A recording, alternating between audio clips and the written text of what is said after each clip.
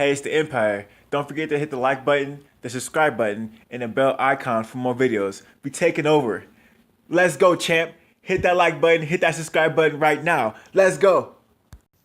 Hey, it's the Empire, GeoBox Empire. Back to boxing. Now, Adonis Superman Stevenson is forced to fight two back-to-back mandatories, right?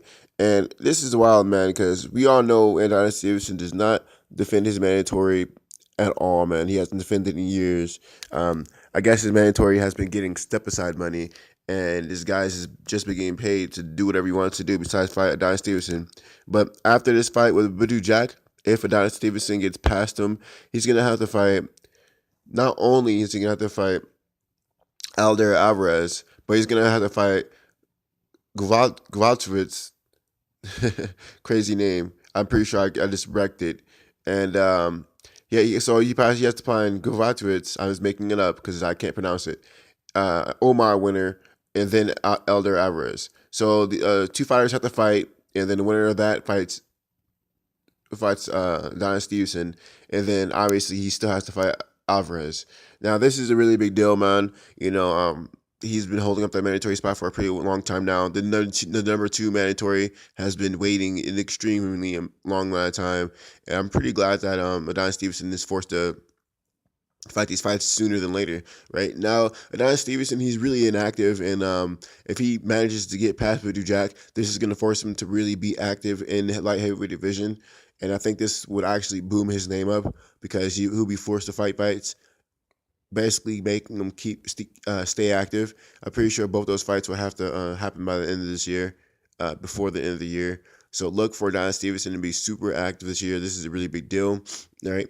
And one thing is crazy because Adonis Stevenson talks about it in an article, and he talks about Andre Ward coming back. Basically, he says that Andre Ward will probably come back, man. And he's playing games, and he's not really retired.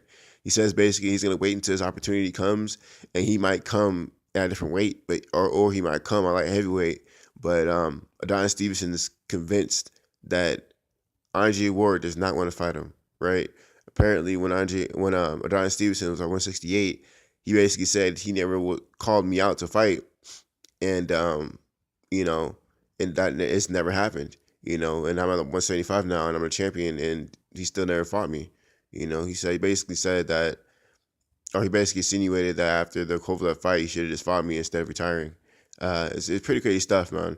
So it's crazy, but this is basically the guy in the article basically said that Andre Ward basically handled his work for him by defeating Sergey Kovalev twice, which is true. I mean, Andre Ward did beat Kovalev twice and basically took care of Donna Stevenson's work. I mean? That should have been Adonis Stevenson's shine. And the guy's not exactly young. The guy's 40 years old. So, that's his time is basically running out. I'm not sure if beating the people at 175 will actually mean as much as it could have meant now that Andre Ward has basically done it for him. There's still a lot of great fighters at 175. The problem with them are they're not established reigning champions right now. So Adonis Stevenson, man, he needs to get wins. He needs to get them now if he really wants to be remembered as anything. The guy hits hard. Everyone knows that. His left hand is just magnificent.